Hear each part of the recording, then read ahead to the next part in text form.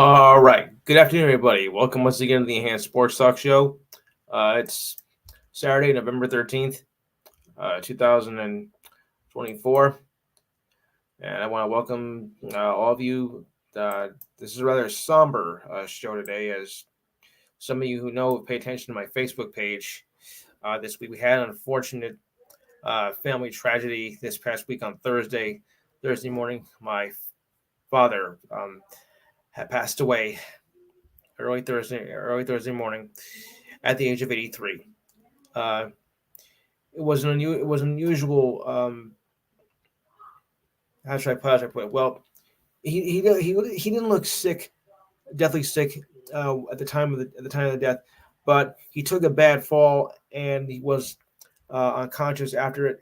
Um, the paramedics did come over to take him to the hospital, and they did try and for briefly a moment did um, revive him, but it wasn't enough, as it was some kind of a disorder that was not able to save him, and we had lost him on Thursday. Now you're probably wondering, why am I doing a show today? I was probably asked by a lot of you. Well, I did think about it, and after confirming with my family, they thought the best thing to do was like go on with it, because that's how I think my dad would want it. I think he would want me to do the show today and to say, "Come on, son, I know you want to do it. This is your passion. This is what you always want to do. Go on with your life. Do what you got to do." And I wasn't gonna say no to that.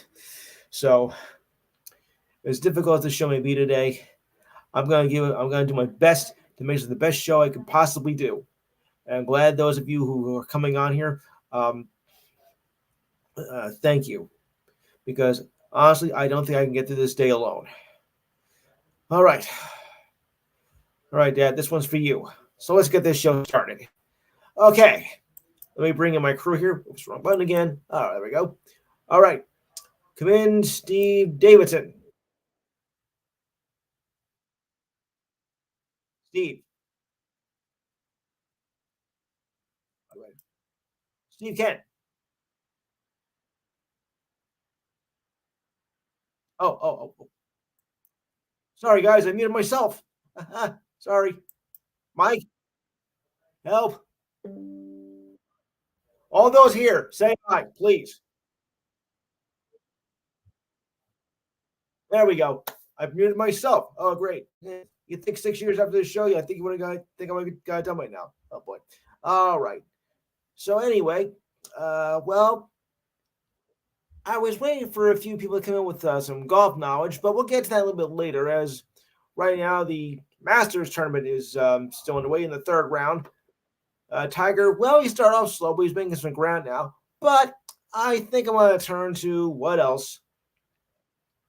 College basketball championship that took place this weekend, both the men's and women's. I'll put it to you this way: I wasn't surprised that UConn won the championship, but I was kind of surprised how lopsided the score kind of was.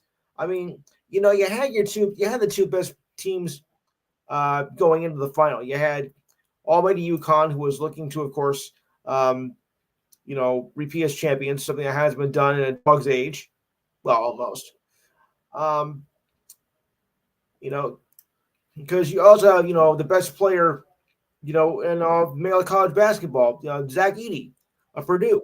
So I really thought, based on that alone, that maybe, Purdue was going to put up, more of an effort. I mean, oh yeah, because in the first half of the game was, well, fairly close. I mean, it was within single digits, and Purdue would try to come out fighting um, after the half, but something didn't seem right, and UConn just took control over that game in the second half, and I was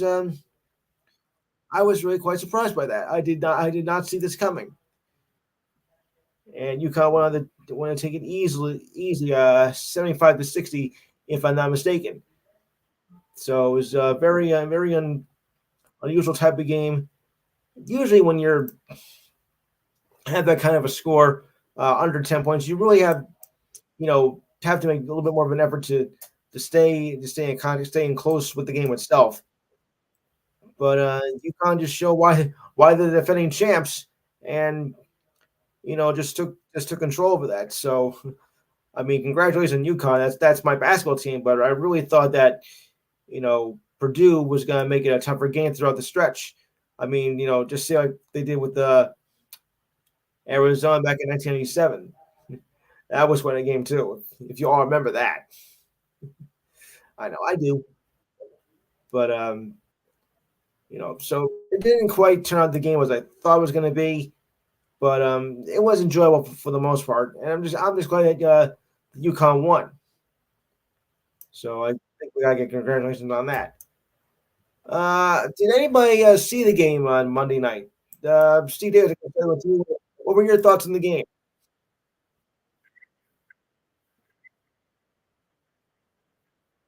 Right,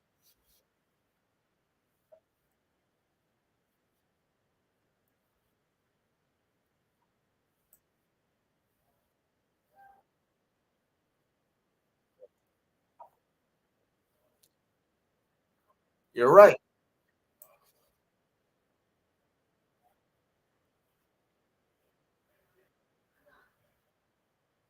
Yes, yes, they did. And they knew how to get their style and everything, and that's how that worked out. Steve Ken, your thoughts on the men's final?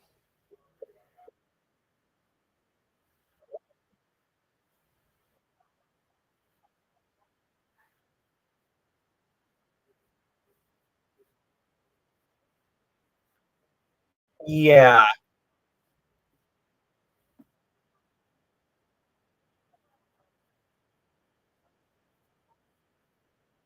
right.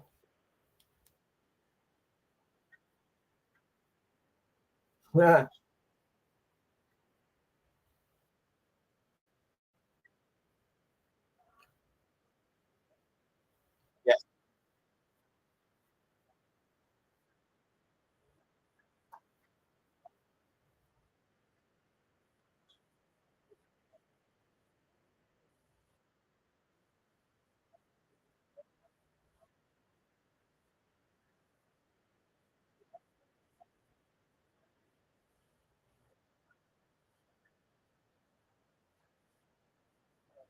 right. I do.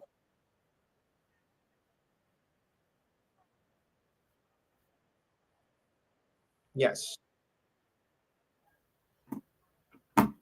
Yeah, because 3 pointers. And remember, you live by a three, you die by a three, and unfortunately, Purdue did die by the three. You know, when you're up,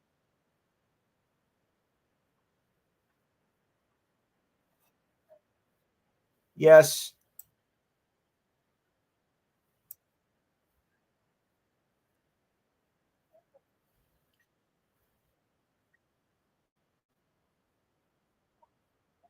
yes,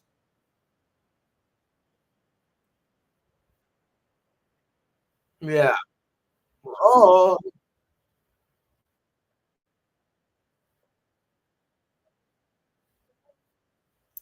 yes, we did, and Purdue did not. In other words, folks, the password is death. Oh boy, you get the idea. Yeah, and if you're missing all those shots from 3 pointers, and if UConn makes theirs, the lead's gonna explode within about 2 minutes, and it's gonna be a tough time coming back.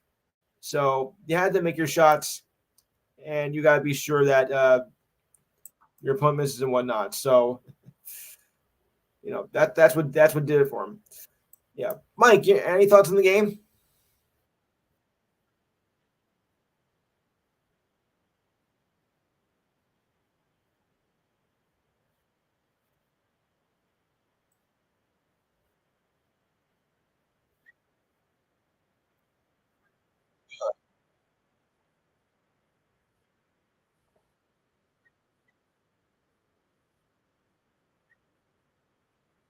I like that. Good, thank you. Glad to connect. Very very good. I like that. So to give you what happened in the rest of the game, I will tell you. And whether you like it or not, well, that's yours. All right. So Edie, the current John Wooden Award winner, was taking a load of trash. A trash talk to UConn coach Dan Hurley, as well as the UConn bench, as they bite 8.5. Now you would think, of course, okay, they're in striking distance. It's going to be great this way the rest of the way, right? Wrong. UConn looked into guard Edie 1-on-1 with Donovan Clingan, allowing him to score at will, focusing on the more the defensive attention on the point makers. Other players, Edie was dominating UConn's top lottery pick like no one else could. But UConn has done what they've done repeatedly for the past 2 years, stayed on course, and trusted the game plan. Any of his teammates did not help that much. After a tight first half, the floodgates opened and UConn just took control and won the game 75-60, winning their second straight title and the first repeat champion since 2006 2007. And their sixth title overall. Once again, national champions. I don't know about the rest of you guys, but of course, I am a UConn fan. I have been for a long time. And I mean, they didn't win their first title until 1999 when they beat Duke, as Duke didn't could not get that 3-pointer in time. And boy, was it nuts that night. Oh wow. What a game that was. Okay, this game didn't have the quite dramatic finish as that, but still, just a triumphant victory. I mean, they were one of the best teams all year. Purdue wasn't so bad either, but UConn was, dominant for most of the season, and it showed. And that's why UConn is the champs and look to repeat next year. Now, speaking of that, I know this is going to be crazy, but you know how all the sports bettors books like to predict early what's going to happen next year, which I think at this point in the season is nuts because you got a whole other year to go before you get there. But the sports bettors, such as FanDuel and those other crazy sites, are already taking bets. They think that UConn is going to win next year with the odds of 11-1. And I think they said Purdue was going to be second and whatnot. But I don't really buy into all that. I think it's way too early to tell what's going to happen. A whole year from now. And that because you really can't tell how things are going to go next year because you're going to lose players first of all and whatnot, and might be able to adapt to the coach like that. So some are saying Purdue, some are saying Duke will take it next year. It's really tough to tell when you really think about how it's going to go because you really can't compare one year to the next. If you do, I think you're all nuts. But then again, that's just me. But can UConn actually make it 3 years in a row? Steve Davidson, your thoughts on that?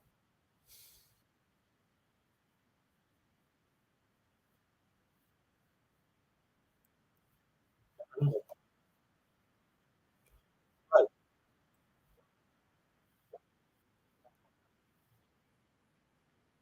Yeah.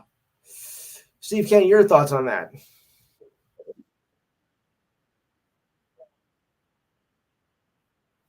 Yeah, okay.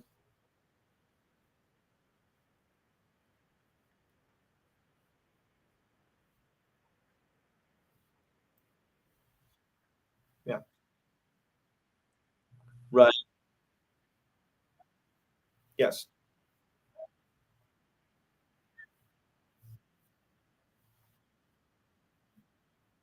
Yes. Yes.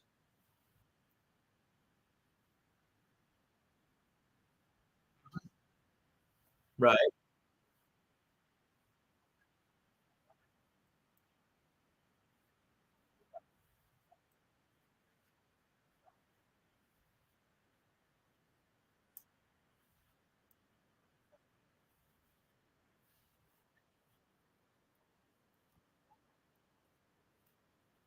Duh.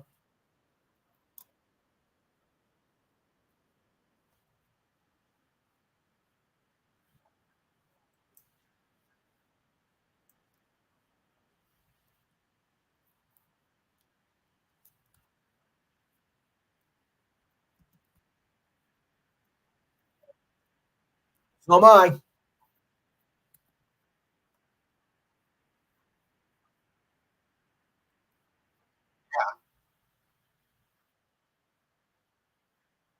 No.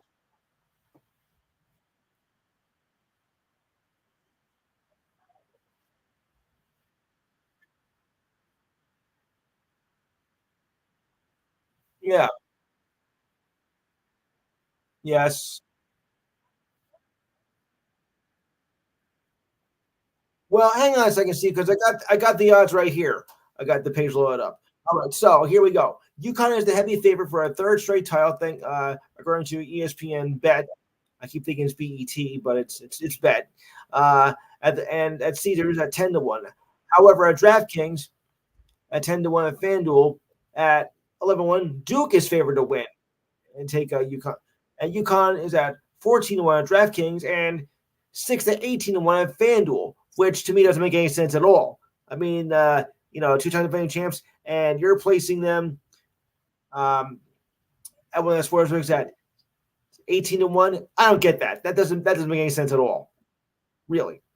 Uh, I do.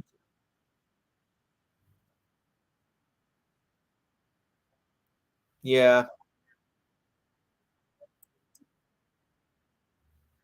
Yes.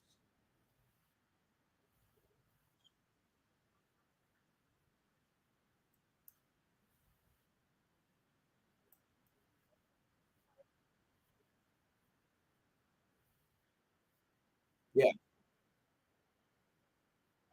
Yeah.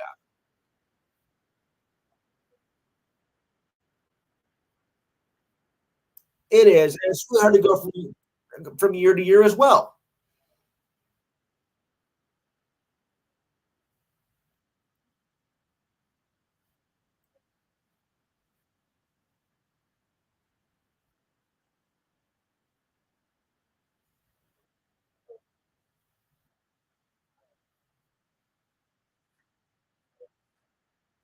Yes.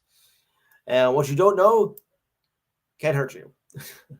All right, maybe that's a little far fetched, but you get the idea. All right, so to reiterate on what here, so here we go. Um, BetMGM has Kansas and Duke tied as the favorites for 11-1, and UConn right behind them with 12-1. Oh boy, the long odds at the top speak the difficulty of winning the tournament as well as the highly dynamic nature of modern men's college basketball, especially in the era of the NIL and unlimited transfers. Okay, that's true. I'll buy that. It's really tough with the transfer portal these days.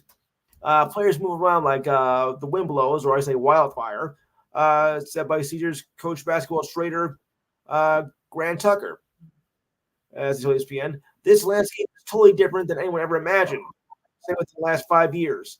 The amount of money, the amount of pull these athletes have, or maybe they think they have, is a totally different world now. Well, it is.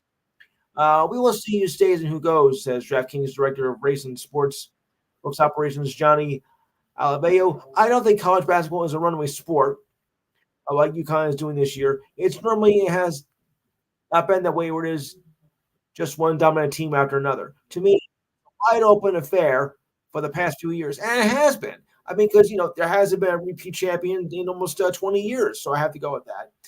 While there is a high degree of variance across the market, with Houston at 10-1, Alabama at 13-1, that's Steve Davidson, Alabama 13-1, Arizona, North Carolina at 15-1, Kentucky 18-1 are the top 10 teams by the odds were set at ESPN Bet.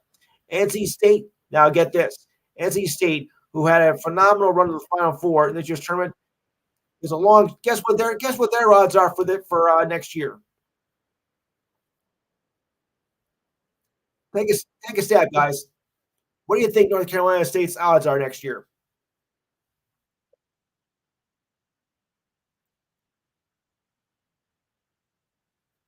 You'd be surprised. Well, let's say this. How would you think if I said it was 80-1 that was their chance of winning the championship next year? 80-1.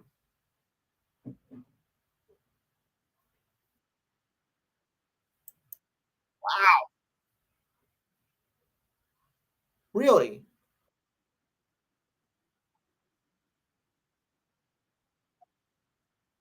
Okay, okay.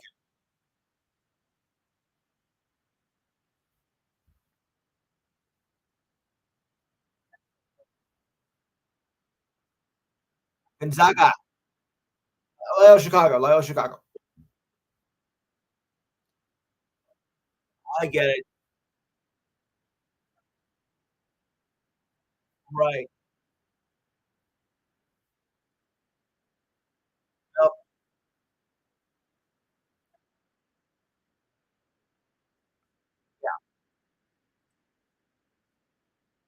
In music, we call it a one-hit wonder. So I get what you're trying to tell me. So it's kind of like that. It's sports version of a one-hit wonder. Right, Jimmy?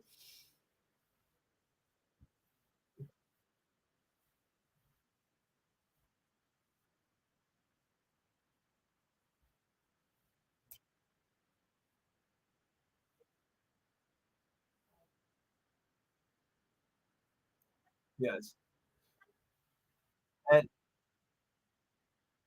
yeah, and I believe Diane is here. Yes. Oh yeah. Any thoughts of the game or any thoughts of it with the odds making for next year? Yeah, but I think some of it's just a little bit far fetched if you ask me. I mean, a two-time defending champ, and you got one of the 18-1. No, no. I mean, get serious, people. All right. So, wait, let me get over. Let me hear. Hmm. All right, there we go. Yeah, I also want to get started on the Master Show. We'll do that a little bit later. Right now, I'll cover on the women's game that happened on Sunday, and I'll say this: did not go the way I expected it. I thought maybe UConn was going. I mean, Iowa was going to make a complete run, especially after Caitlin Clark's masterful performance in the first quarter, scoring 18 points. But you know, South Carolina showed why why they were undefeated the whole year and just beat up on Iowa in the second half. I mean, because UConn was just dominating. I mean, Iowa was just dominating in the first quarter and throughout the second quarter. And it's like, well, they just, shall we say, choked. Oh boy!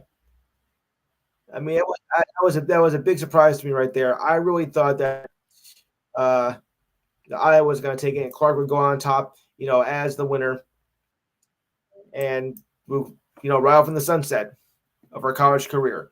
So here's how this went: a year after losing the Final Four with the record perfect season, the South Carolina Gamecocks came on top this season in perfect fashion. With an 87-75 win over the Iowa Hawkeyes in the final game, the Gamecocks became the 10th women's team to claim an undefeated season, finishing at 38-0. That's right, the 10th time a women's team has done that. UConn, however, did it 6 times. They hold the record. Baylor did in 2011 2012. Tennessee did it in 1997 98, and Texas in the 85-86 season as the only other teams to do that. I think I remember that. With their third time in the last 7 years and their second in just the past three, Carolina joins Baylor and Stanford as the only schools in women's basketball to win 3 titles and cement its status in women's basketball history. Former WNBA player Dawn Stanley played in 3 Champions finals, but never won as a player, though she has won her fifth title as a head coach to win 3 national titles. Final Four MVP Camila Lacerdo, who was expected to be an early pick in the WNBA draft this week, which is Monday, scored 15 points and 17 rebounds and became the fifth player to record 15 points and at least 15 rebounds in a championship game in the last 25 years.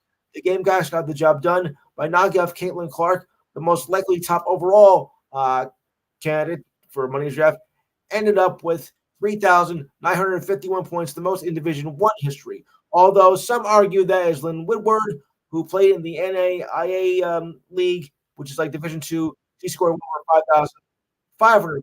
There is a definitive argument about that, but I'm not gonna dwell on that. I mean, a record is a record, no matter what league it is. So you want to argue that, fine, but I still say he is the dominant player. obviously, right, but don't forget, Lindman was another generation ago. Back when I was like, well, in high school, and I think my later years of junior high. So it's really tough to compare, from Division 1 to Division 2, and from the '80s to now. So you have to look at it that way, folks. And I see Roger's here. Good afternoon, Roger. All right. Well, at least we got a group here. So, anybody have thoughts on the women's final? Steve Davidson, I'll start that with you.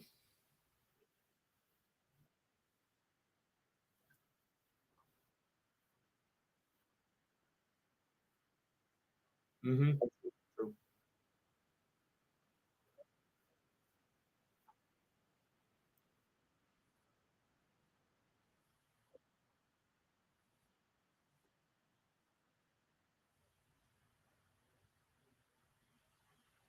Yeah,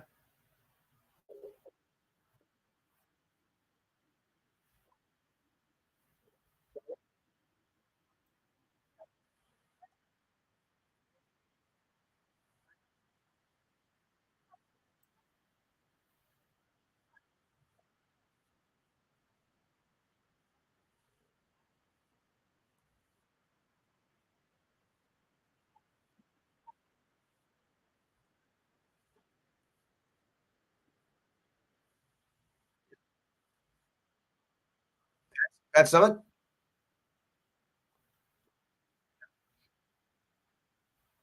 Right. All right. Anybody else? That's Summit. Anyone else? Steve Kent? Hold it. Hold on, Jimmy. I'll get to you in a minute. Go ahead, Steve.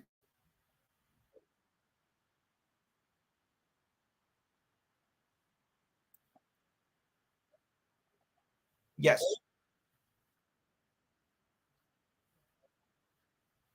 Right.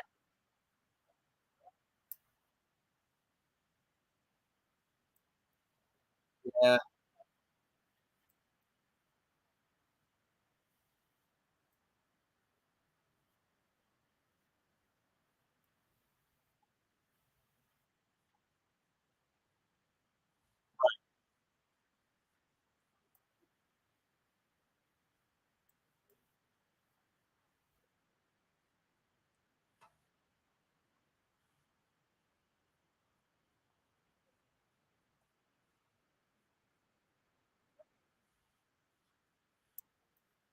Hmm.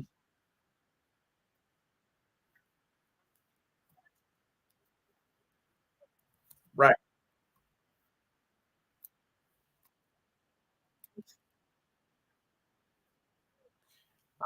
Right.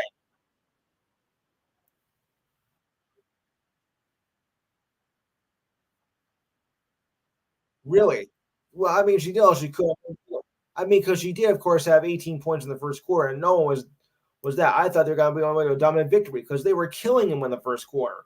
So I thought this was going to be an easy victory. And like I said, Caitlin go off into the sunset, writing this out. But then again, I was a little skeptic, because you're not undefeated for nothing. And South Carolina did show why they were the dominant team this year in women's college basketball. And of course, the one thing, of course, they were looking for most of all. And what does that work? What does that work, everybody? The word is revenge, because that's what they were looking for. Revenge on Iowa, who lost to last year.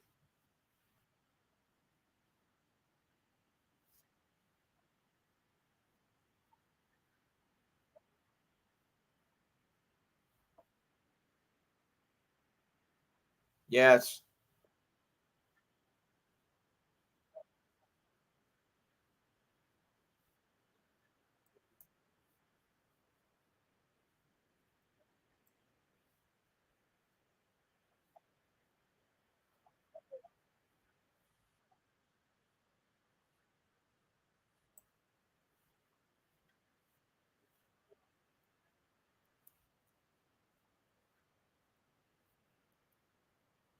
Yes. I'm afraid you're right.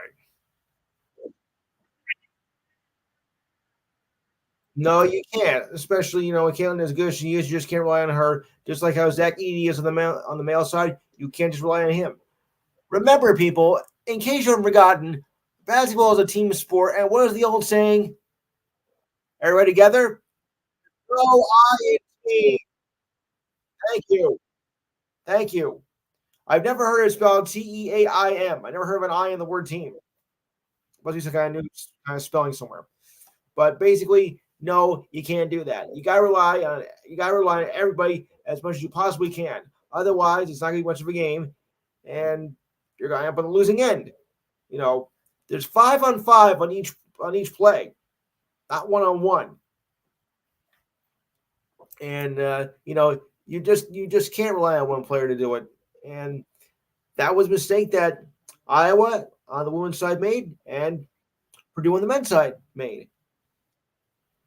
But I'm not buying that of who's going to win next year already. I mean, come on, wait till at least December before we jump into that, please. Oh boy. All right, so let's go to the golf page for a minute because this is the first major of the year, known as the Masters. I'm sure some of you, of course, follow up more closely than others. That's okay. So let's do some news on the Masters first, and then we'll get to WrestleMania, Steve. Hold that thought. All right. If I can find the article. Okay. Now, Tiger Woods, as you may know, is in the tournament, and he had like a pretty bad first round, but he made up for it yesterday, second round, which was a carryover from yesterday because of the rain on Thursday.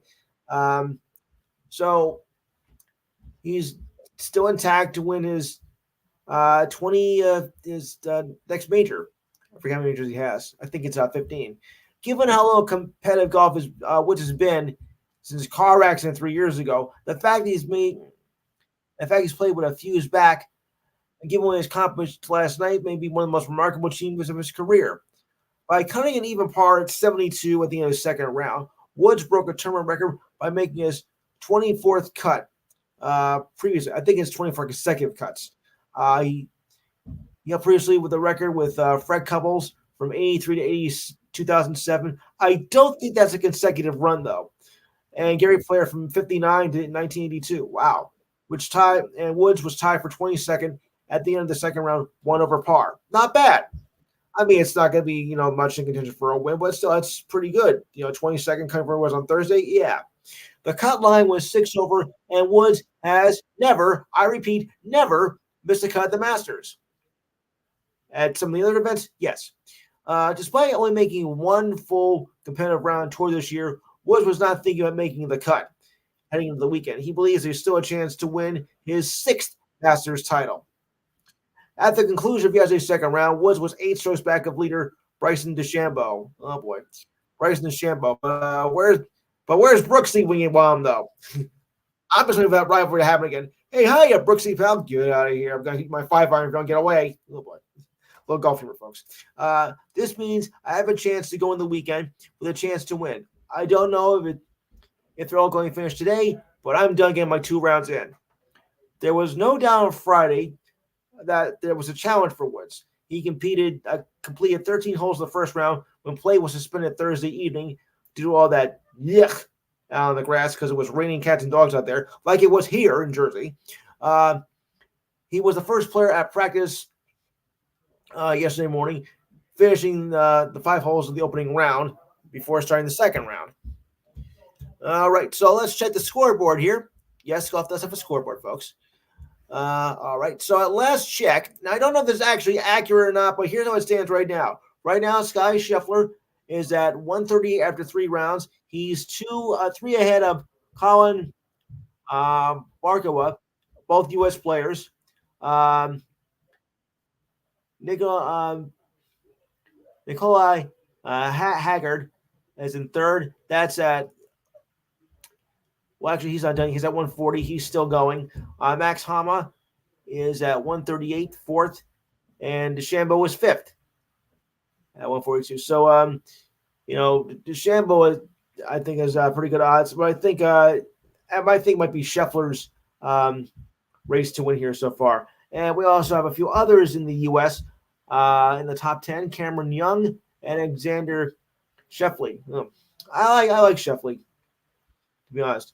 And Patrick Cantlay is tied for not Cantlay, but Cantlay. Sorry, Betty. Oh boy, she's gonna give it. So we got a pretty good batch of U.S. players that are vying for the top spot here in the first major of the year, the Masters. Usually, it's dominated by I think European players, but um, although Tiger is a little bit down, but you got to give him credit for what he's gone through the past year, and he's making strides in the U.S. Open. So even if he doesn't win, I think it's still a remarkable story of what he's doing in this tournament so far. Now, whether you're a Tiger fan or not, that's okay. But any thoughts on Tiger's? Um, oh, Kepka is playing. Oh, he's tied for 30th right now. Okay, pretty much done. So, any thoughts on Tiger's remarkable round in the U.S. Open yesterday? Any golf fans out there, Jimmy?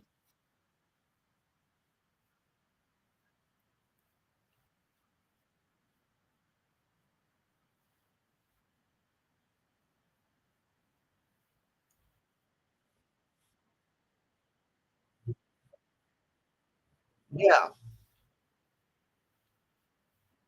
Uh-oh.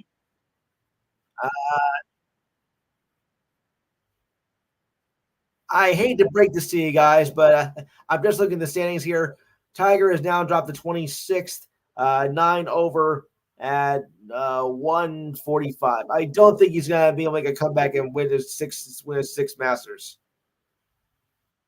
Just looking at the scores right here. Anyone else have any thoughts? I mean, but I will give him credit, doing what he's doing, but I don't think he's going to get enough to overtake Scheffler and whatnot. Anyone else have any thoughts? Welcome, James and Alex.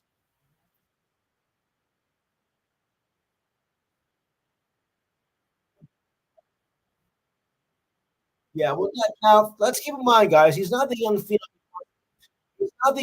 that he once was. Remember, he is 48 years old, which is about what 98 in golf years, I think, something like that.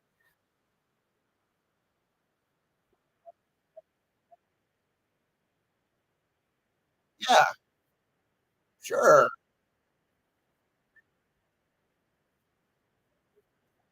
Yes,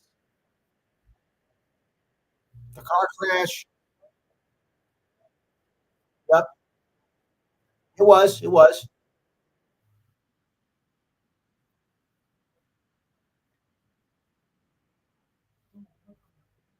not.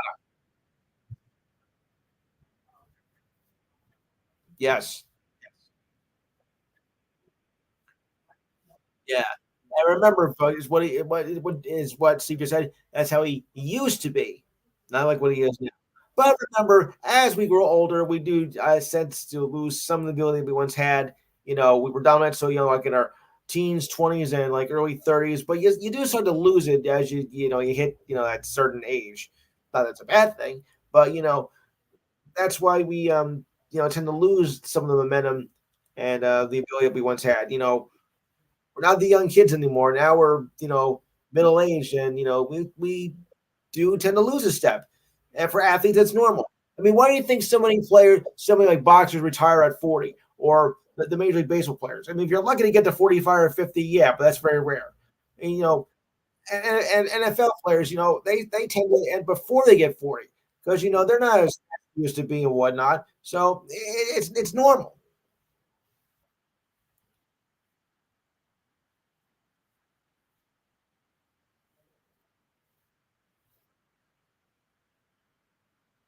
Yeah, I know.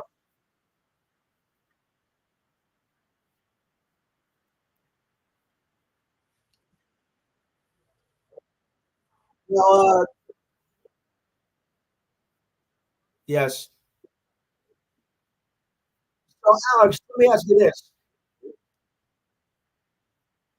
Alex, let me ask you this. Oh, hey, Alex. Hey, Steve. Hey, wait a minute. Wait a minute. Let me ask you this. Yeah. Well, let me ask you this. Say if you're playing golf and somebody from a linebacker from the full team comes and knocks you over, then what do you got?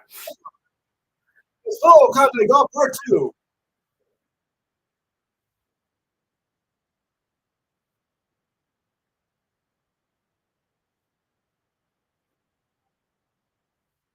Right.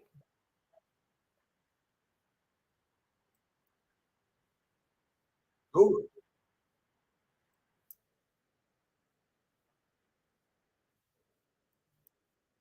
everybody hits a wall. Wait, hold it one time, just one time.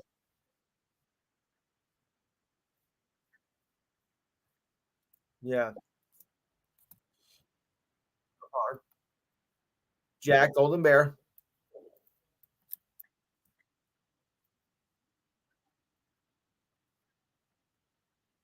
Yes.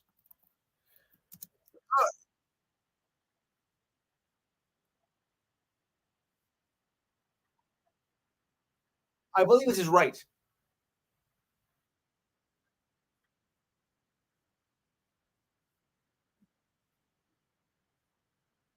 Yeah.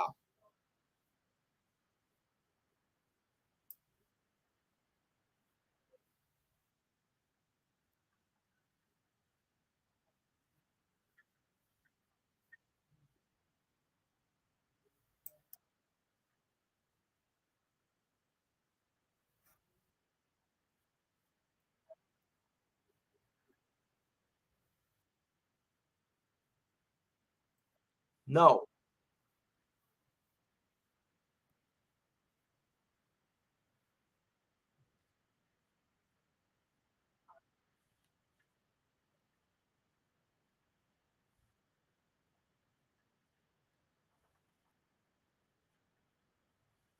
Yeah. If you have one left. All right. Okay.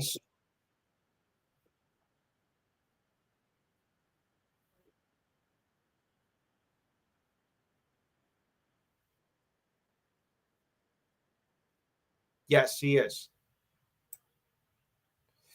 All right. Yes.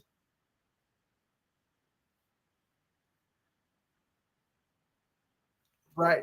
All right, Steve, you want to discuss WrestleMania?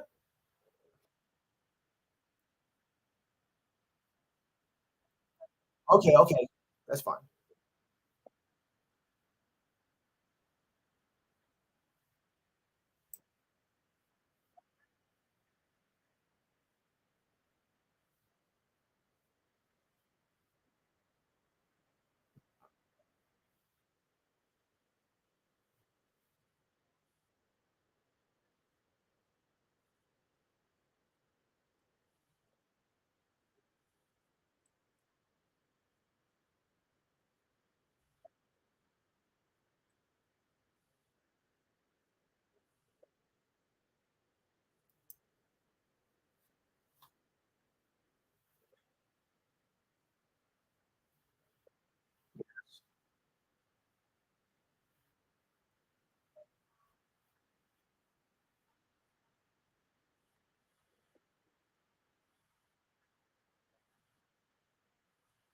Did you say three continents?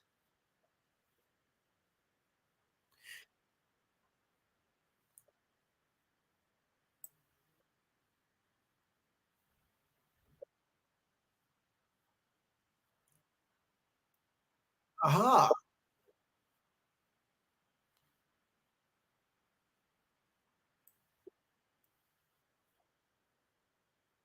Wow.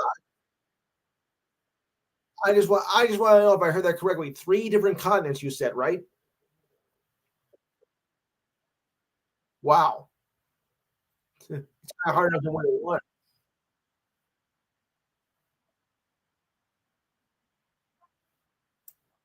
You can't forget that.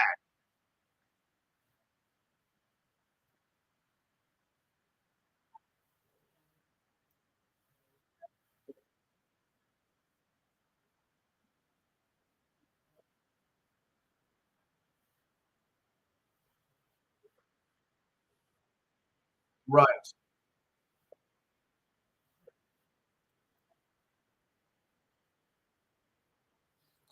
I see.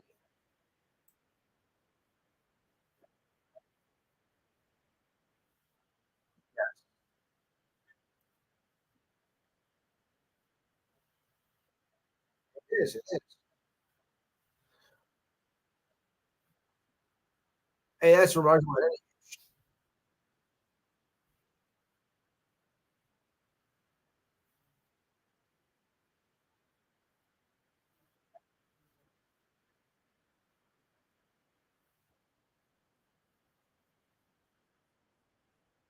Right. All right, Diane. You got any trivia you want to mention, or any other news? Oh, I like it. I like it.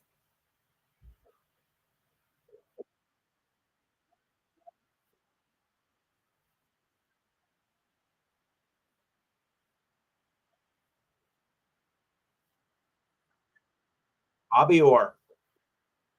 Bobby Orr.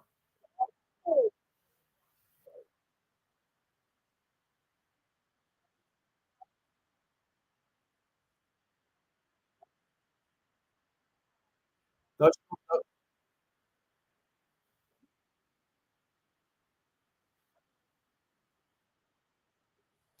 I mean, guys, don't you remember the leaping into the air goal when that happened?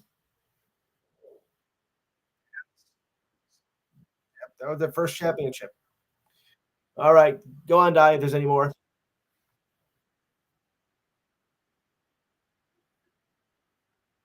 Uh, Montreal with 24,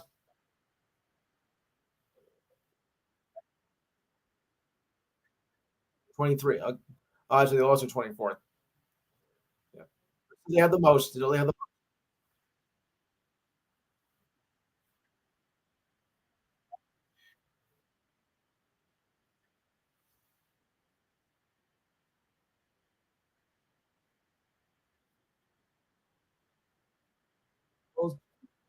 That's right. Nope, nope, nope. That was 20. That was 2018, Steve. That was 2018. I think we're talking the St. Louis Blues. Yes, we are. Yeah, you were a year off. Yeah, you were close, but you just missed it. But all right. So turning to hockey now. We're turning to hockey now. If I can find my news here, because we do have some hockey news here. As we're now 1 week away from ending the regular season, I just saw a throwing game between the Rangers and the Islanders. Excuse me. Rangers won a shootout today, 3-2. Then they come back to win it. Islanders had a chance to put the game away with a penalty shot, but they missed. Thank goodness. And Rangers won 3-2, and they've now won 54 games, which also set our franchise plus wins in the season, whether you guys like it or not. So before I go into that, I'm going to check the standings here for the point totals because it's very interesting of where we are. So you just bear with me for a second. I normally do this the first of the month, but hey, this is a very close race, so we got to keep up to date on this stuff, if you know what I mean. So, and because also the Bruins play tonight, and they're bringing down our necks, so I have to keep my eye on that game as well. So, anywho, here we are. Okay, thanks to that win, we have 112 points. The Carolina Hurricanes have 109 points, and the Bruins have 107 points. Now, all three, of course, are going to go win the playoffs regardless. Um, but that Rangers win, that was, they needed that because, say, if Carolina would have won, they might be able to take the Rangers, and the Bruins would have jumped into the second with that. But it is now intact. The Rangers now have a 3-point lead over Carolina. So, whatever they do in this next game, they'll still be behind by at least 1 point if they win. If they lose, well, then they're still 3 points behind. So it's that close of a race. I don't think I've ever seen this close a race in a long, long time. I'm terribly sorry to say, everybody, that for New Jersey, the Devils lost. They are now eliminated from playoff contention. I'm sorry, Mike. I'm sorry, Diane. I know how much you were probably thinking that I was going to, have a chance to make a shot, but even with the latest win they had, it wasn't going to be enough. So I am terribly sorry that the Devils will not be making the playoffs this year. And for the record, my nephew isn't happy about it either. So we got a lot of disgruntled Devils fans on the show today. I'm sorry.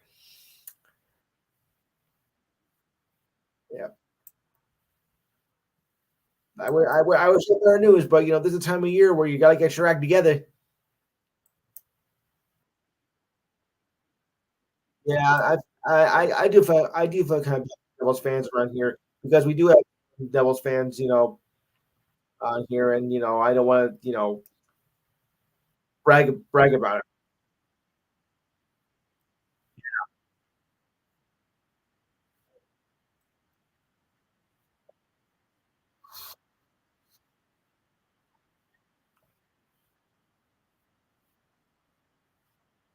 Ew.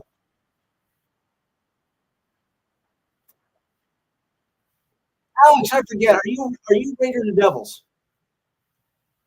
Alex, Alex, are you a Rangers or Devils fan? I forget.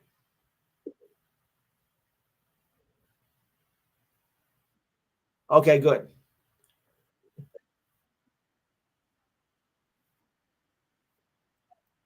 I'm getting that right now. I'm going to get to that right now. So anyway, as Steve just said, the Arizona Coyotes have been informed they are moving to Utah of all places next season. That's right. I said Utah. Source of ESPN confirming report from Phoenix Sports. The GM Bill Armstrong met with the players before against the Oilers to confirm the official word of relocating to Utah, and is at work to facilitate a sale to owners of the Jazz, Ashley and Riley Smith. The Coyotes will begin play in their new home next season.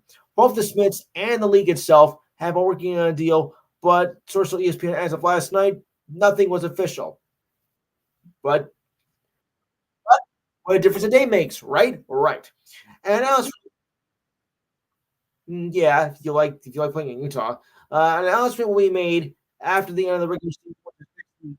Yeah, an announcement will be made next week at the end of the regular season. So ESPN, the Coyotes players and staff will be able to tour their new home once the season concludes.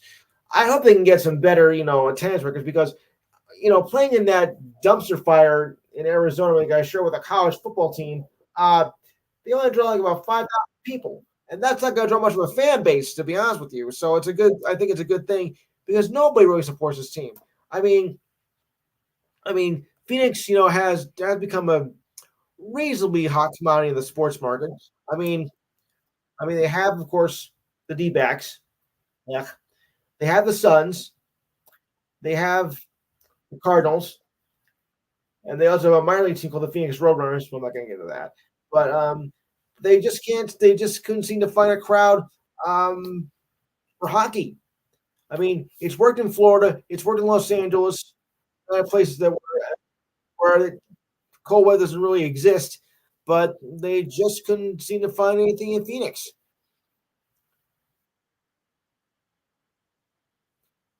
Well, not the Jazz anything to say about it, or the Utah Utes of college basketball, because it's also basketball country there. So, but I don't know. I think they can find something in Utah.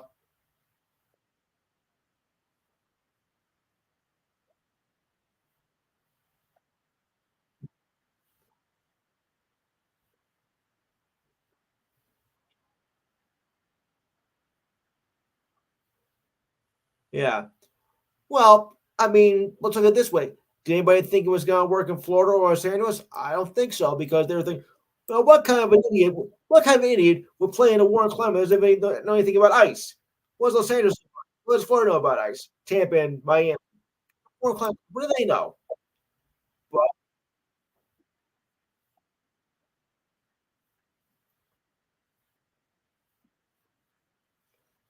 it could work. I'm not saying it will, but it could. But then again, you fail with Calgary. You fail with Atlanta 3 times, so well twice, and we'll fail again for a third time. So, yeah, you can say about that too. Oh boy, yeah, 3 times the charm. I don't think so. Yeah, yeah. Guess what? You're out. Oh, all right. So moving on. Um, speaking of the, I'm going to do more hockey first. So for quickly.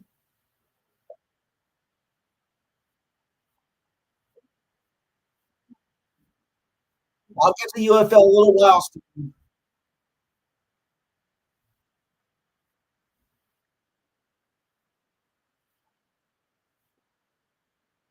Congratulations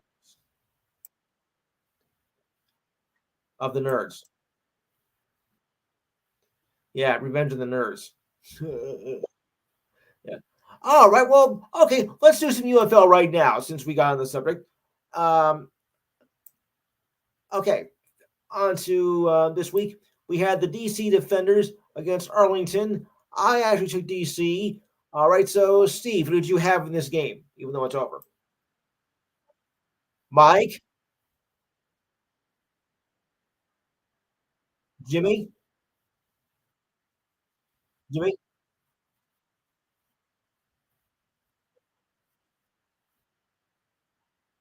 Roger, James. I know there's somewhere. I'll go back to Alex, Diane.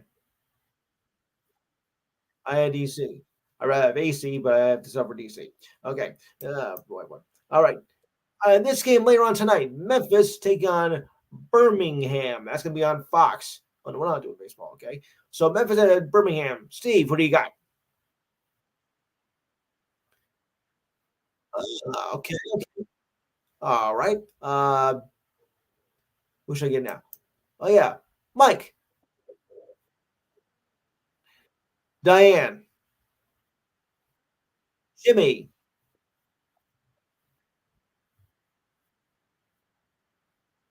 Roger, James. He's lost. Alex. Thank you, Mark Cohen.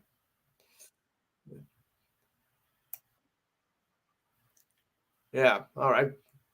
Good enough. No right or wrong here, guys, but we just gotta keep it real. That's another show. Yes. Yeah, Memphis, Tennessee. Oh boy. Okay. Tomorrow's games. Houston at Michigan. That's an ABC game. Both games are ABC tomorrow, actually. So Houston, Michigan. Steve. All right. Mike. All right. Diane. Jimmy. Roger. James, wherever you are. And Alex.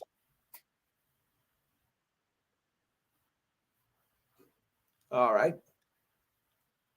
Okay. Uh,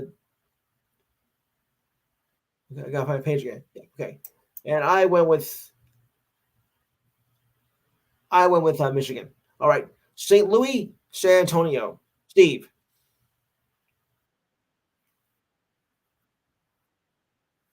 Mike, Diane. Okay. Who else? Okay. All right. Jimmy,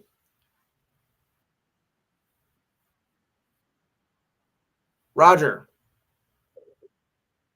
Alex. I'm gonna take San Antonio myself. All right. So at least we took care of that.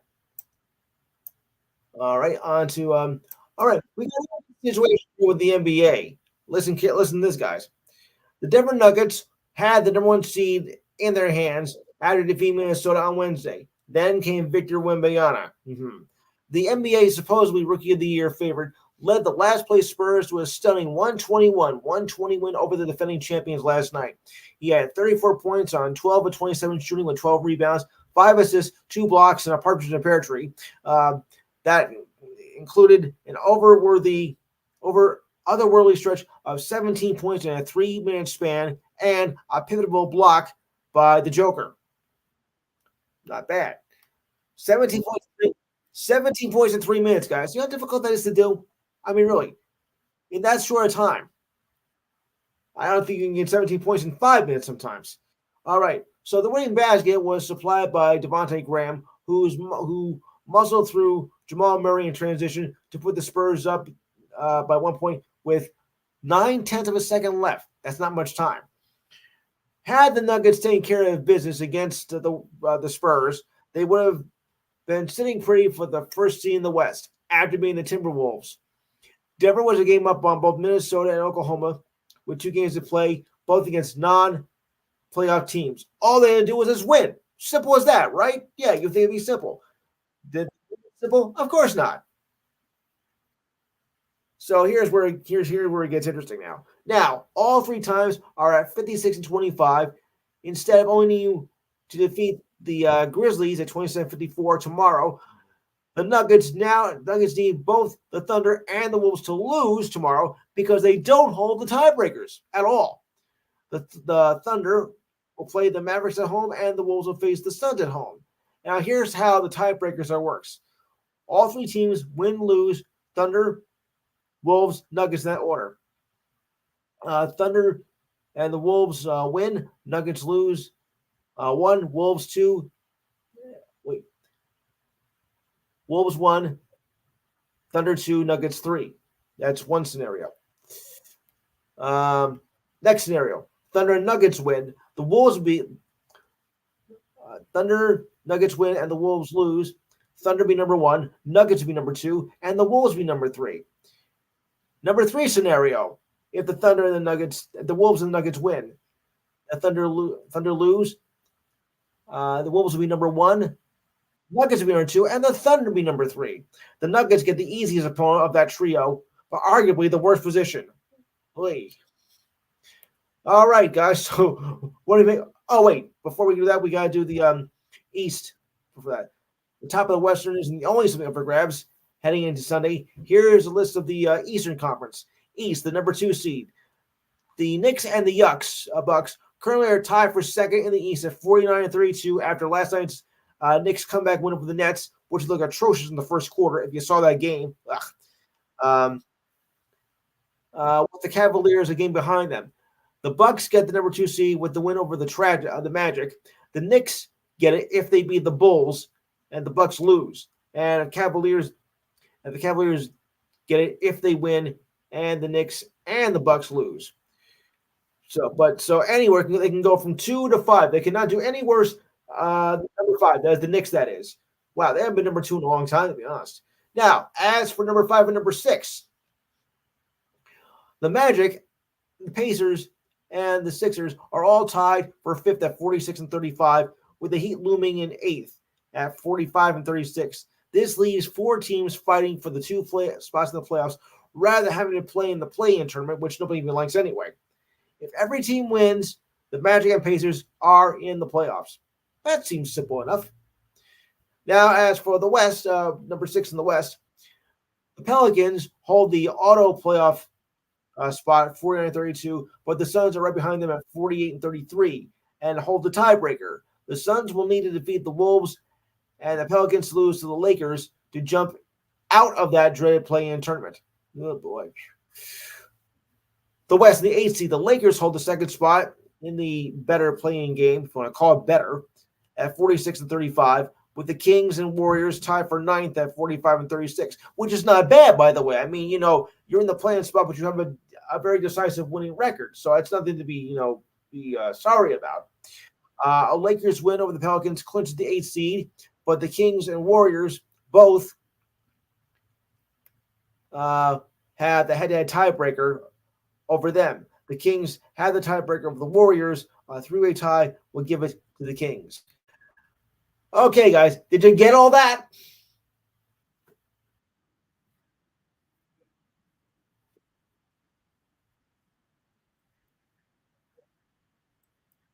Yeah.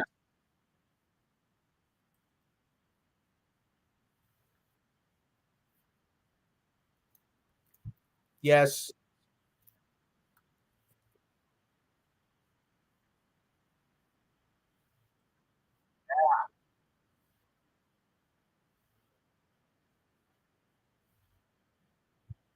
Yeah.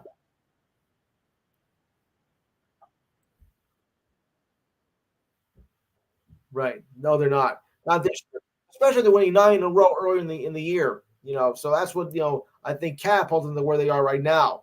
The Knicks had it. Yeah, but Bruce Jones gets kind of injured and gets injured easily, so we gotta be careful with him.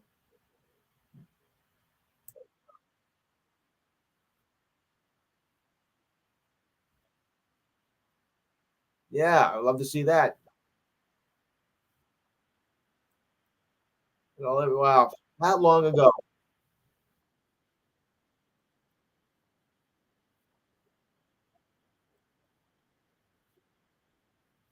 No, for once, because that's the team that they always seem to have trouble with. As if you didn't know. Yeah, they always have a problem. If in case,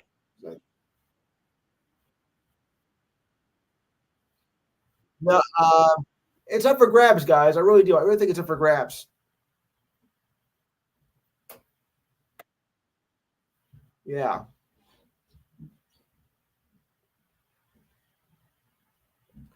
So we gotta think about that. All right. Now for something really strange. Kyrie Irving earned himself $1 million bonus. Lucas scored another triple double, and Daniel Gafford chemistry continues as the Mavericks are hot again. Well, correction, nearly scored a triple double, I should say, which is a little short. Lucas scored 29 points to go with 9 rebounds and 9 assists. Irving scored 25 points, and the Mavericks wrapped up the Southeast Division title as they beat the Heat on Wednesday and won 16 of the last 18 games. The Mavericks faced the Clippers. Will face the Clippers in the first round at the Western Conference. The series will begin either April 20th or April 21st. This will be the third time in the last 4 years that these teams have met in the first round. The Clippers have won each of the last two meetings in 2021 and 2022. Now, how did Irving get his bonus? Simple. The Mavericks won 50 games this year, and Irving has played at least 50 games this season. So, talk about your 50-50 deals. We know the job is not finished, and the job is just getting started. But we do need to celebrate the small wins. This is a step forward in the right direction of just celebrating the small wins to get to 50. Some guys have never even had 50 wins in a season. This is true. Tyler Hero was the high man for Miami with 21 points. Kevin Love, 16 points and 11 rebounds. Caleb Martin scored 14 points, and Jimmy Butler scored 12 for the Heat, who made the finals last season out of the playoff game, out of the playing game. Could it happen again? I don't know.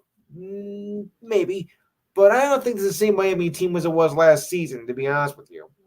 I mean, yeah, can they make it two in a row on the playing game? Or do you think that was just, a flat, just a fluke on that?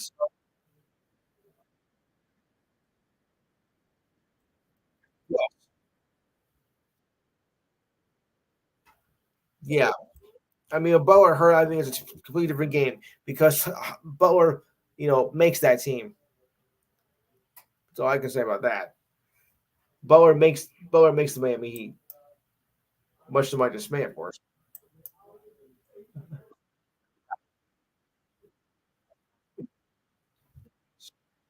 So the Heat have the number 7 seed in the Eastern Conference um,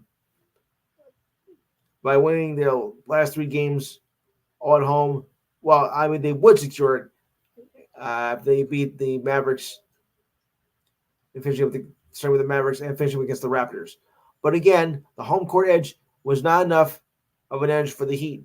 Miami fell to 20-19 at home this season. Okay, that's bad right there. After going 24-17 on the road this season, the Heat need to win their last 2 games and a lot of help to avoid going on the road to start that play-in tournament. So this is not the same Miami team as it was last year. I think Eric can vouch for that. Yeah. Okay, now for our stupidity of the week. Well, one of them. Former NBA guard Ben McLemore was arrested by U.S. Marshals on Tuesday and was jailed in Oregon, where he faces sex crime allegations stemming that he sexually assaulted a woman back in 2021 while playing for the Blazers. So this Yutz has not played in the league since 2022, was seen recently playing in Pro Bowl in Spain. He was arrested at Portland International Airport on an outstanding felony warrant uh, for one charge of first degree rape and one charge of first degree of unlawful sexual uh, penetration, and two charges of two second degree sexual assault cases, according to the Lake Oswego police in Oregon. The charges stem from a report of sexual assault in Lake Oswego in October 2021, when McLemore was still playing for the Blazers. Police began the investigation, and McLemore was identified as a suspect. After playing for the Blazers ended, McLemore went overseas to play in China, Greece, and Spain, where he last played for the Spanish team Rio Rigorgan last Saturday against Placina. Lake Oswego police said that McLemore's departure from Oregon during the investigation led to delays through detectives. The investigation continued to gather evidence. Back in February, Clackamas County Court grand jury had evidence in the case, including testimony from the woman who said McLemore assaulted her, and issued an indictment against McLemore, as well as an warrant by the police. Oh boy. We applaud the courage of this survivor to come forward and put herself through the process, and will continue to do so any way possible. McLemore was booked into the uh, Mahawa County Jail just before 1 p.m. Tuesday. A spokesman from the sheriff's office before moving to the county jail. McLemore was arraigned at the Clackamas County Circuit Courthouse. By Wednesday evening, jail logs show that McLemore had been released. His bail was set at $50,000, and McLemore was being requested to post $50,000.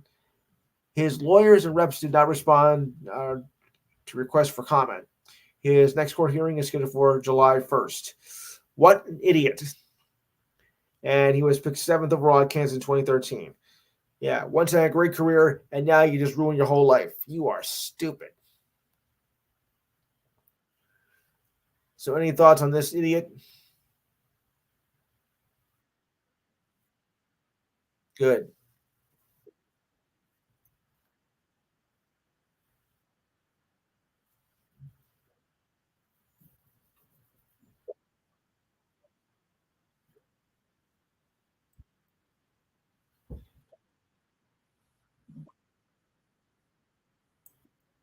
Easy.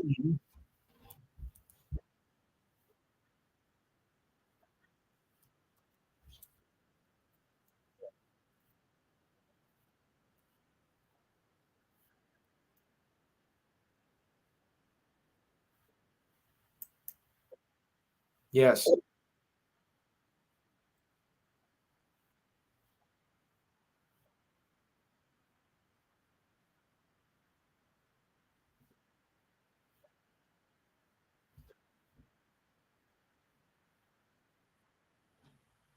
Yes, obviously. Stupid people, well, put this way, what's that saying? Play stupid games, win stupid prizes. And that's an example right there. Thanks, Gerald, for that. Sorry, didn't mean to do that. But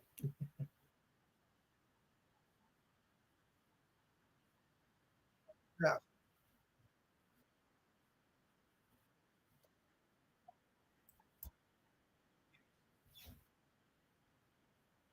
yes. Yeah. Oh, speaking of the Greek Freak, guys, he's done for the rest of the regular season as he suffered a calf strain.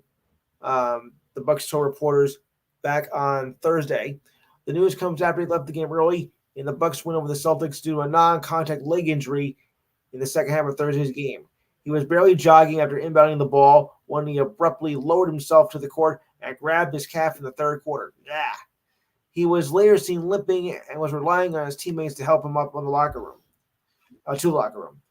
Giannis finished with 15 points, 8 rebounds, and 7 assists before the early exit. For the season, he's put up some pretty good numbers: 30.4 points per game, 11.6 rebounds, 6.5 assists, 1.2 steals, 1.1 blocks in 73 games this season. Whew, wow, that's a mouthful. The Bucks currently are the number 2 spot, 2 games ahead of the Magic at the time of this report. So it's no wonder why the Bucks are feeling a bit vulnerable. I mean, when your best player is out for the season with a leg injury, that might put a damper on maybe in the number 2 seed here. I mean, they're tied with the Knicks right now, but with Giannis out, they might be able to fall to third or maybe even fourth. So this doesn't look too good for the Bucks right now, doesn't it? And this is just 2 seasons removed from winning their first title in 50 years,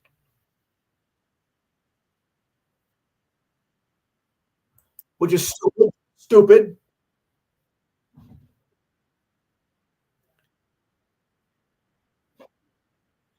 No, I don't think so.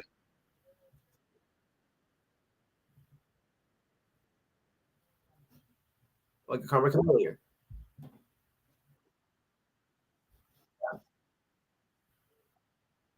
comes back. Yeah. And Karma.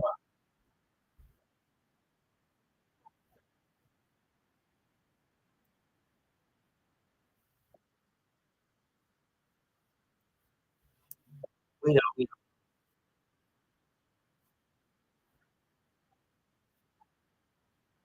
Why would you fire a coach at 14-2? Answer me that.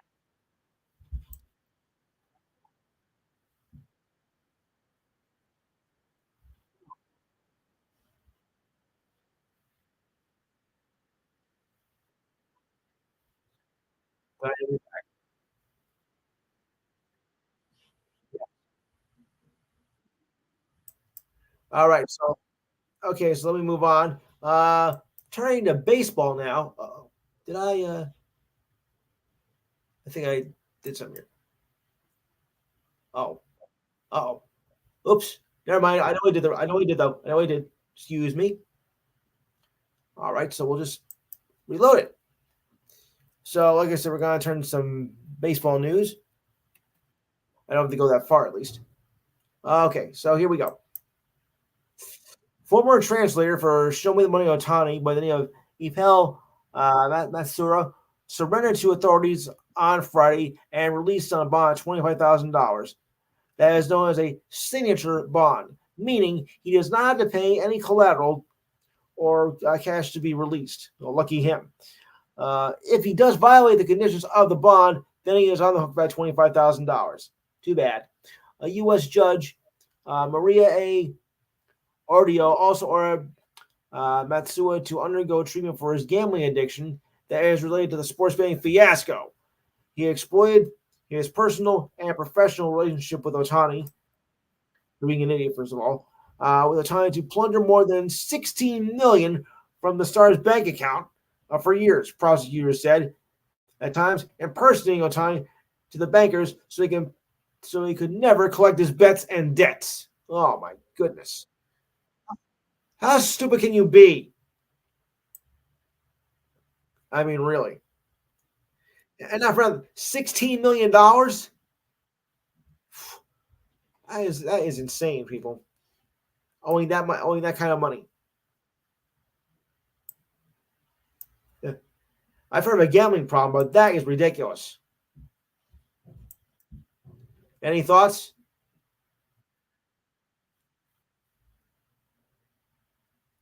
All right. No thoughts. Okay. Diane, are you there? Okay, I thought you left. Somebody did. Okay, good. All right. So on to more bad news. Braves pitcher Spencer Strider is out for the rest of the year after undergoing surgery to repair his UCL in his right elbow with an internal brace. The Braves earlier today. Spencer, whose last start was on April 5th, from elbow discomfort, his velocity was down from 95.9 to 97.2 from a year ago. That is considerable when you think about it. Going from 97.2 to 95.9, that's over like a point and a half. So that is really significant. An MRI revealed the damage to the UCL in his right elbow. Orthopedic surgeon Keith Menster evaluated the shoulder even further and came to the conclusion that surgery was the best option. Yeah, I think I have to agree on that. I think surgery in this case was the best option to make it better for next year. It was not a good day, said Brian Sinkler told reporters about the MRI on April 6th. As CBS Sports reported before, going the route of wearing a brace rather than Tommy John surgery would mean shorter recovery time. Well, that's good news when you think about it right there. The Braves are the top in the East at 8-4 so far, but will now be out Strider until next season. Strider last season posted a 20-5 record, finishing with 281 strikeouts and was fourth for the NL Cy Young. So, guys, without Strider, what do you think the Braves are going to do now? I mean, how are they going to, be competitive? Can they hold on to the first place lead, or is this going to be a suffering for them in the long run? Kind of like what Judges to the Yankees.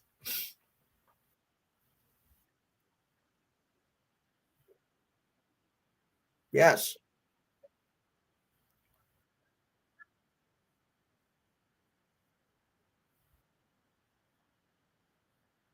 Right, right.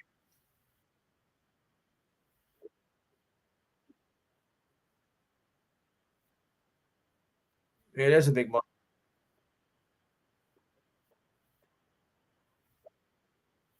No, you're not. So you got to think about that. Think about that. Anybody else? You need good pitching to stay. To stay afloat in the majors. Otherwise, you're not going to be competitive. And you're not going to win.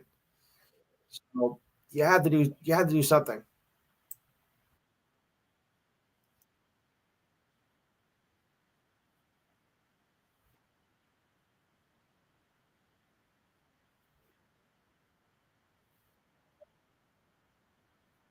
Yeah.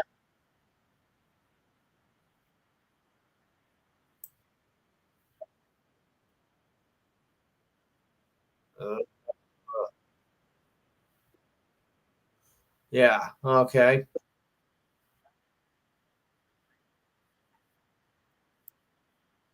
Right. Who'd have thought that? It is. It is. Right.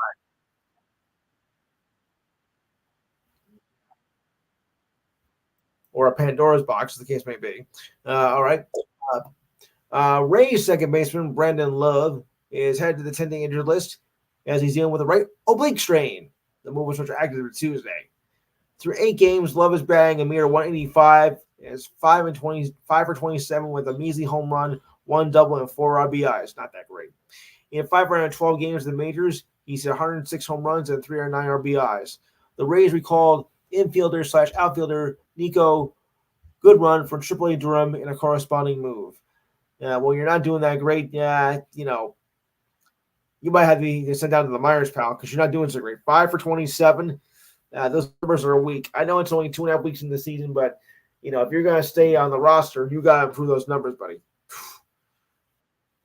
Forget it. All right. Okay, another idiot here. Chiefs wide receiver Rashid Rice turned himself into authorities after being involved in a multi-car crash last month in Dallas, according to online records accessed by the Kansas City Star. Rice reportedly entered custody at Glen Heights Police Department. His bond is set at $5,000, which should be a lot more. Total surly bond of 40,000. He posted bond and was released quickly. Why? I don't know. Rice faces 8 charges, including 6 accounts of collision while involving to the body, or as I say, injury to the body. Uh, the aggravated assault charge, is a second-degree felony, while collision to the body is a third-degree felony. Oh boy!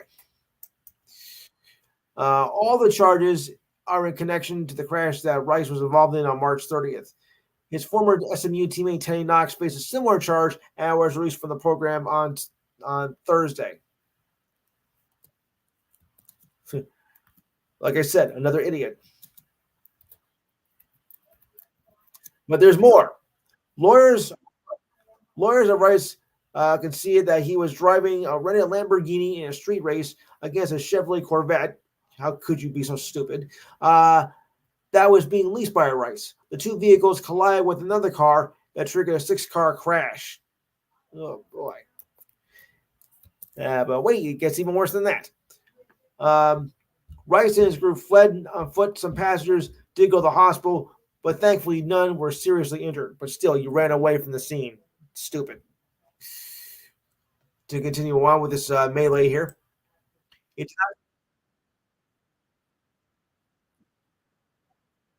yeah, Guns. I say guns.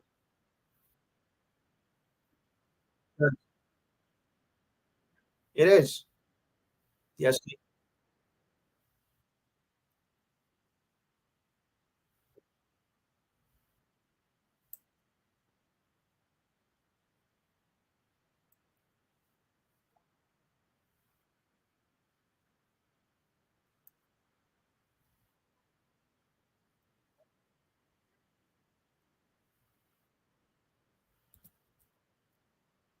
Yeah.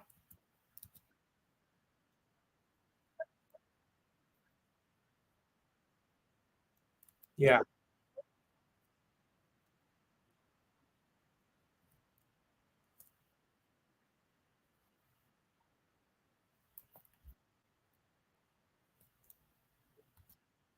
Yeah. At least. At least.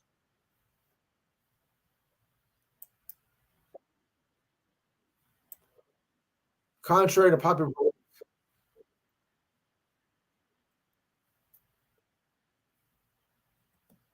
Yeah. Well,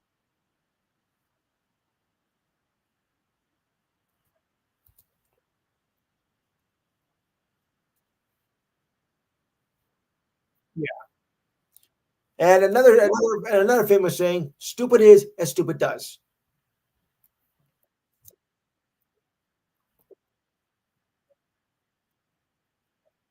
Ugh.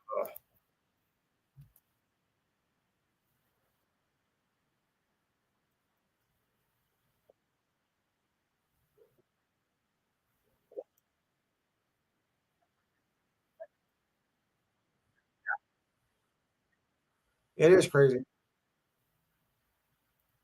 Yeah. Who wants to be an idiot? Yeah. Okay. Thank you. All right. So here's how it looks in the standings right now. Wow. Eighth, ninth, and tenth. It was Kings, Warriors, and Lakers 45-35 each. Oh boy, oh boy, oh boy. All right. The Royals, on their hand, are on a roll. They've won seven straight games, including a 13-3 romp over the Astros on Thursday. Bobby Wood Jr. had four hits and two home runs and five RBIs as the Royals put up 9 runs in the first inning alone that extended their 7-game winning streak. Is it the Royals of 2015? I don't think I'm going to go that crazy, but they're holding their own. I mean, because 2015 was the last time they went to the World Series. To go from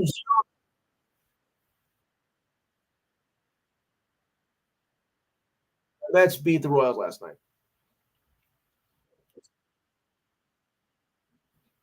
Yeah, well, this was posted on Thursday. Remember, I do know it's throughout the week, so pardon me for being a little outdated. Uh, Vinny Hastaquano, who came into Wednesday's game with no RBIs and batting only 108, went 3 for 5 with three RBIs and is now at 222 with eight RBIs, just like that. To go from 0 to 60, or rather 0 to 8 in just 2 days, is pretty phenomenal, like he said. So we hope we can keep it up. If we can pick up this pace and that can be in a real good spot, maybe. It feels good to be part of winning. The Royals completed a perfect home of 7-0 against the White Sox and Astros. This is only the third time in their history they have played a homestand of 7 games without a loss. The last time they did that, the only two times were 1988 and 1985 when they won the World Series against their in-state rivals, the St. Louis Cardinals. It's a great feeling, said manager Mac Cortino. I'm really happy with these guys. They put a ton of work and they get off to a kind of start like that and sustain a full week. It's both challenging and rewarding, I'll say. Brady Singer is 2-0, gave up a 1 run on 5 hits in 5 innings. Hunter Brown only got 2 outs, but allowed 9 runs, 11 hits. For the most part, I was in the middle of the dish, said Brown. Yeah. And my computer just turned to green. Okay. Mr. Brown. I was not happy about it. I took a little deeper. I had to sit down with the staff and see what I can do. The Royals had 15 men to the plate in the first inning, tying a club record with 11 hits in the inning. also said 1986 and 2006. It was a second straight game where they had bad around an inning, as they set 11 men to the plate in a 7-run inning on Wednesday night. Hey, when you're hot, you're hot. And when you're not, you're not. Never mind. Oh, like,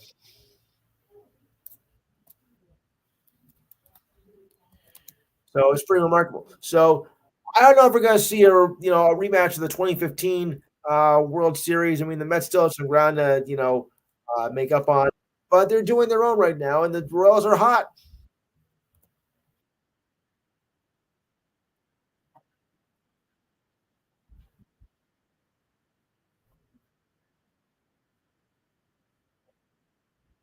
Yes. Well, we'll see, but it's too early to tell. But you know, you got. I mean, I think you got to be happy with their accomplishments so far.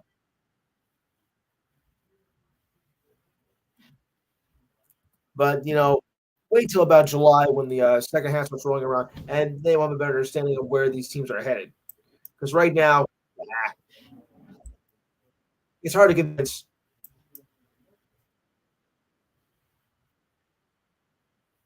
Yes.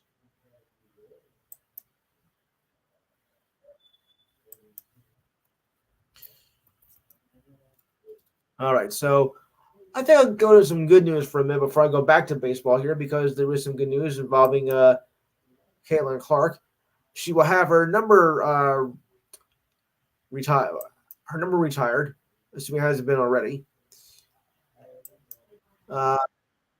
22. The Iowa Hawkeyes and the school announced on Wednesday athletic director Beth Gotez made the announcement during the end of the season celebration with the fans and the women's team in attendance. We always knew your jersey would be retired, said Gotez. It is a privilege to make it official. You will be the last to wear number 22. Clark will join Megan Gustafson and Michelle Edwards as the only other retired numbers in the program's history. It is something so incredible and something I'm very thankful for, said Clark. There have been a lot of good number 22s that played for this program, whether it was Kathleen Doyle or Samantha Logic. The number holds a lot of weight far beyond me. I'm grateful it'll be a special day when it happens. No day has been set yet, by the way. It's been a week full of honors for Clark, who was expected to be the top overall pick in Monday's draft, and there's no doubt that she will be. No question about that.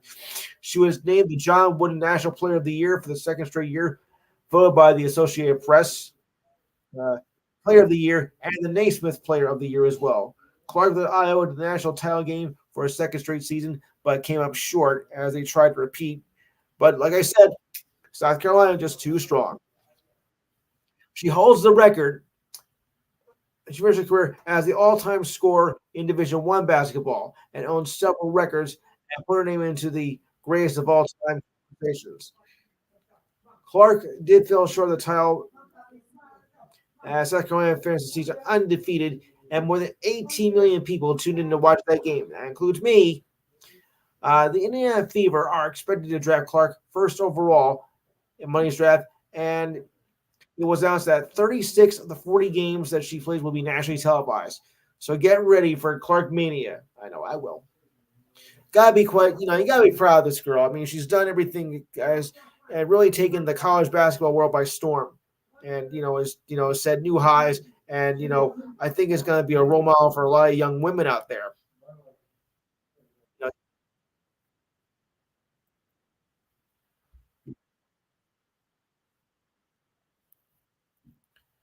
she really has. I mean, because women's basketball has, of course, been on the back pages for many, many years, and she has really taken basketball and the sports world by storm. I mean, more people are tuning into women's basketball now than are the men's basketball, thanks to her.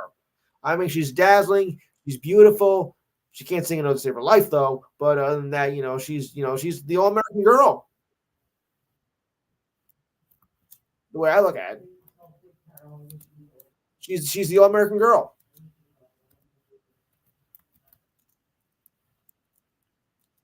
But no more State Farm scene commercials, please. Ugh, yuck. I mean, but I gotta give her. Yeah, I'll do it. Never mind. Okay, next. Yeah, like a good, or I could be worse than Schwarzenegger, like a good neighbor. It's there. Oh, okay, I got me doing it. I promised myself I wasn't going to go nuts today. I guess I was wrong. Then, then again, I think I. All right, the Tennessee Volunteers have found their next head coach for the women's basketball team. Kim Caldwell, who coached at Marshall, was named the new head coach and was reported by Talia Goodman. Caldwell takes over for Kelly Harper, who was fired last week.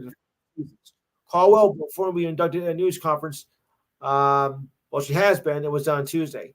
So by the night, it almost always sees a the Thundering Herd won the Sun Belt Conference regular season title and went 26 for 7 overall, 17 and 1 in the conference. They earned Marshall NCAA tournament as a 13 seed, but lost to Virginia Tech, a 4th seed. I don't know if they deserve to be that low. I mean, that's another conference. That's more of a minor league Division One conference. I think they deserve higher than that, though. The 13 seed, that kind of record.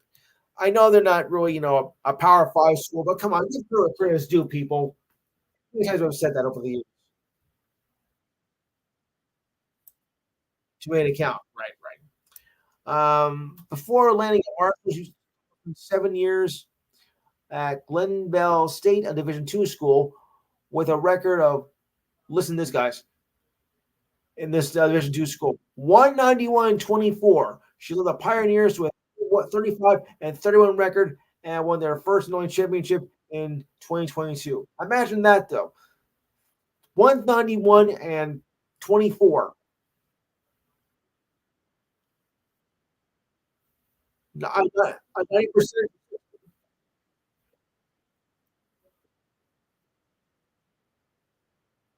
Yeah, that's a very good, yeah, a very good winning percentage, if I do say so myself. Yeah.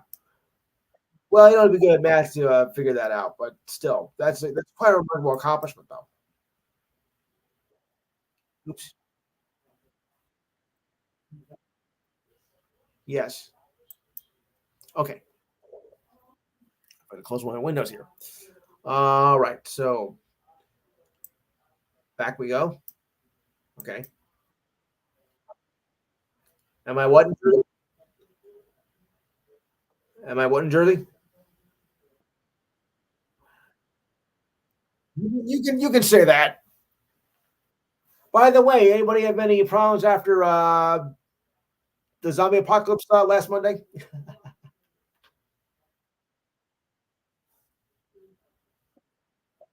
Nothing. Okay. Okay. So we're all normal in one piece. Oops. Nope. I think I just saw some flying space junk over my house. Uh-oh. Yeah.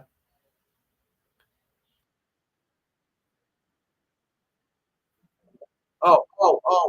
We gotta do one more. Yeah, we got one more story here. I think you all know about this, what happened over the past week.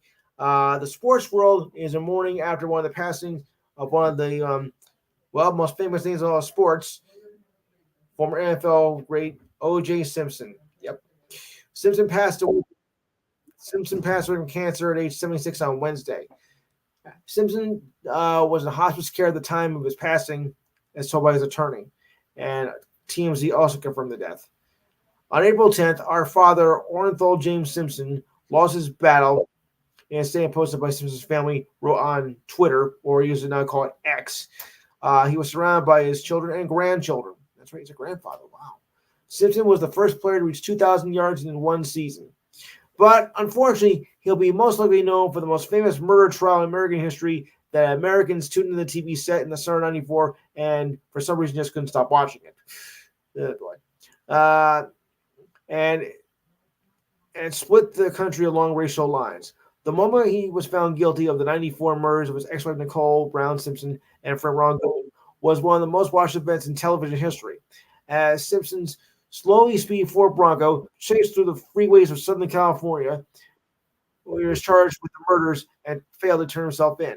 Now, why would you want to show on national TV is beyond me, especially during a playoff game. Guys, I don't know about you, but I did not consider that a national emergency. Okay, he ran away from that and was driving, breaking the sound barrier, but you had to show that on national television for what? What was the purpose of that?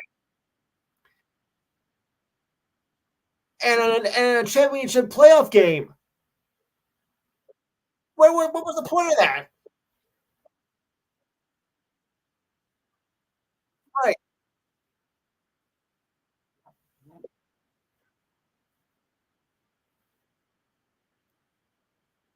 Still, a championship playoff game.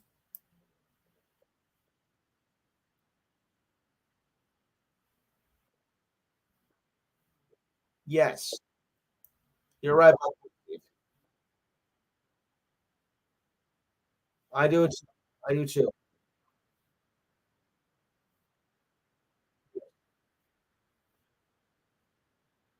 Purple. Yes.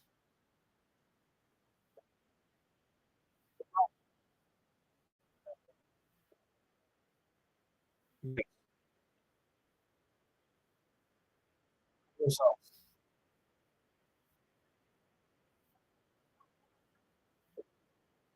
right. Exactly. Exactly.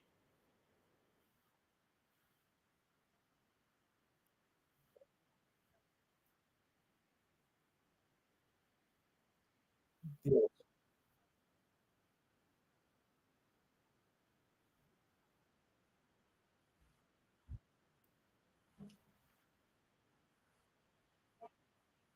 So, Mikey, Mikey, oh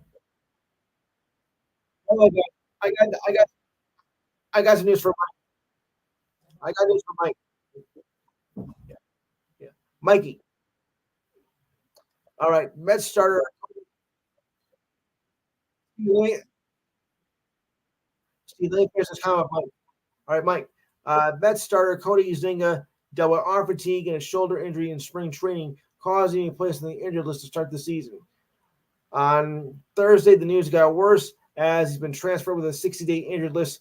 This means he won't be able to return for quite some time. This is not considered a setback as the Mets knew Zinga would nearly 6 weeks that can put him back in lineup by mid-May, but this provides a more specific timeline set by manager Carlos Mendoza as he told reporters on Tuesday that Zinga has yet to throw up a mound as told by the Athletic. So he might not be back till like late May or into early June.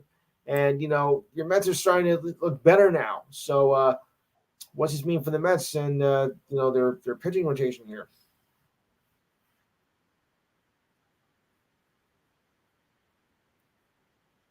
Yeah, but what's it gonna do for your pitching rotation when Zinga out for almost about 2 months?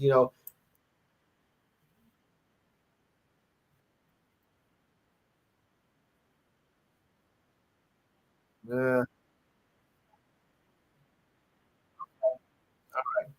all right. Okay. In Olympic news, right for this, guys. Once upon a time, the Olympics were just full of amateurs competing for pride and not for money. I mean, nothing was given. Well, times have changed. Case in point, track and field will now become the first Olympics to offer prize money, with the World Athletics Association saying they'll pay out $50,000 to gold medalists at this summer's Olympics in Paris. The governing body of athletics said it was setting aside 2.5 million in prize money to pay across the 48 track and field events for this year's Olympics. Relay teams will split the $50,000 prize between the members. Payments for silver and bronze medalists are planned for the next Olympics in 2028 in Los Angeles. The prize money will come out of the share of the Olympic revenue the IOC distributes to world athletes and other governing bodies of individual sports. Uh-oh, that's not going to be good. Yeah, yeah. Uh-oh. All athletes, however, there's a catch. All athletes must have to pass the anti-doping procedures in order to receive any prize money at all. And we know there are a few cheaters out there who have done that. So you might want to think. You might want to think twice before doping people. The modern Olympics originated as an amateur sporting event, as an IOC does not award prize money. However, many of the Olympic medalists receive payments from their country's governments, national sports bodies, and or from sponsors. Figure that out. The U.S. and Paralympic Committee awarded gold medalists 375,000 at the 2020 Summer Games in Tokyo. Singapore's National Olympic Committee Council promised 1 million for any of their country's athletes that win the gold medal, but that's only been done once by a Singapore athlete. $1 million. Wow. Times have changed, folks. I mean, we don't, there's no such thing as an amateur anymore. I don't think in these sports. And finally, the Packers will open the 2024 season in Brazil on Friday, September 6th. The first time in 50 years that a game will be played on a Friday. The Eagles have been announced the home team, which will be the first NFL game played in Brazil, but did not know who the opponents would be. By the way, if you want, you can only find the game on Peacock or find on some other devices. Hint, hint.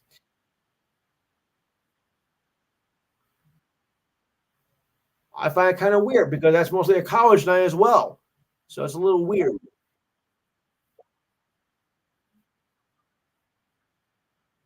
Tuesday morning, that's a little extreme.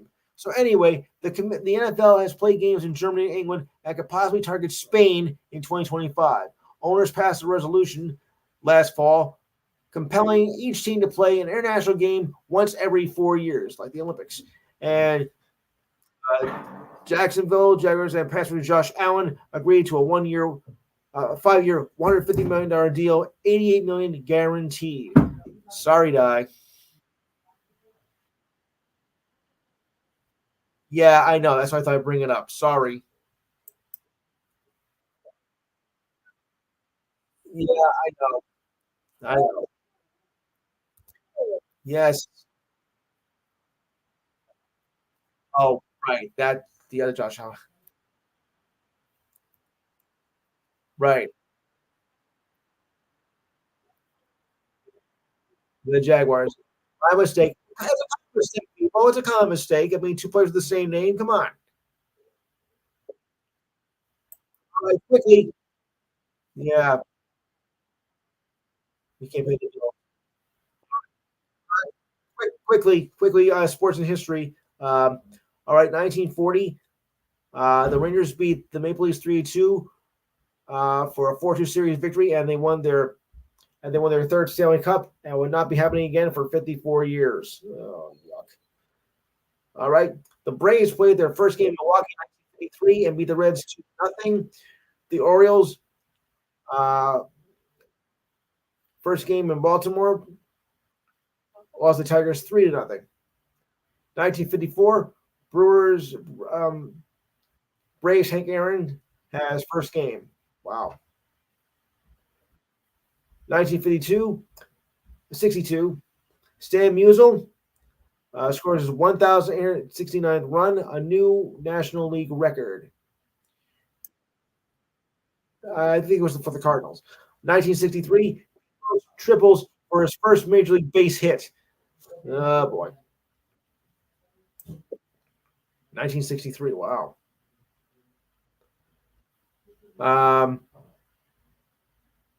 George Archer, his only major title, one stroke ahead of Billy Casper, the friendly golfer. George Gunderson and Tom Westhoff in the 69 Masters. Jack Nicklaus won his fifth Masters in 1973, one ahead of Johnny Miller and Tom Westhoff and Lee Elder, the first African American to compete in a tournament. So it's not Tiger Woods, people. Lee Elder was the first. So let's get that straight right now. All right. 1986, the Celtics finished the regular season with a 40-1 record at home. Yuck. 1990, Rangers beat the Islanders 6-5 with a preliminary of 4-1. All right. Yankees beat the Mets 2-0 in 1995. The Detroit Red Wings won 61 games in 1996. but lost in the playoffs. Ottawa eliminated Stanley Cup champion Devils in the playoff run in 1996, coming off the Stanley Cup win. And Tiger Woods won his first major title with 12 strokes ahead of Tom Kite in the 1987 Masters tournament. All right, guys, we're going to wrap it up. Rasul's coming up. Oh, by the way, check out Rasul's show. Don't forget to check out Kevin Dixon's show Monday night, Just Us Sports, and Basin's show, which starts a week from tomorrow. I want to thank everybody for coming in. Dad, thank you for supporting me. I know you're watching me up there, and I thank you all. Thank you for all coming in. I'll be back next week, same time, same station. On that note, good night.